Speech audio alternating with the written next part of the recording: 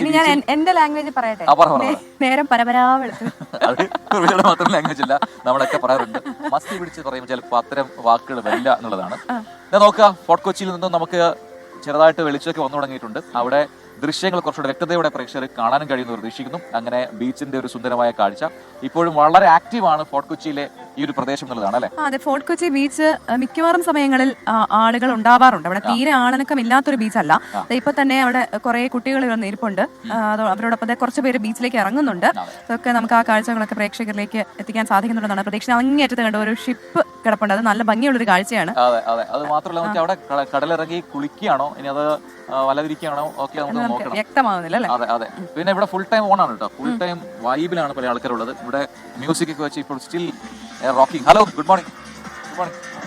മോർണിംഗിൽ തന്നെ ഫുൾ വൈബാണ്. പിന്നെ ഇതാരുടെ സ്പീക്കർ ആരുടെ? ഞാൻ നൈറ്റിലും ഡേയിലും ഒക്കെ ഓൺ ആയിരിക്കുന്നത്. മോർണിംഗ് വാക്കിന് വരാറുണ്ടോ?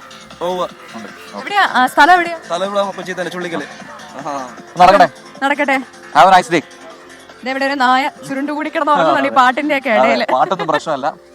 അപ്പോൾ അങ്ങനെയാണ് കൊച്ചിയിലെ മച്ചാമാരൊക്കെ ഇവിടെ ഉണ്ട്. അവരെല്ലാം രാവിലെ തൊട്ട് തന്നെ ഫോർട്ട് കൊച്ചി ഒന്ന് കളറാക്കാൻ അല്ലെങ്കിൽ ഫോർട്ട് കൊച്ചിയിലെ വൈബ് ആസ്വദിക്കാൻ എത്തിയിട്ടുണ്ട്. മ്യൂസിക് ഒക്കെ വെച്ച് അവർ ഫുൾ ടൈം ഓൺ ആണ്. അതിനിടെ ശരിക്കും മോർണിംഗ് വാക്കിന് ഇറങ്ങിയിട്ടുള്ള കുറച്ച് ആളുകൾ കൂടിയുണ്ട്.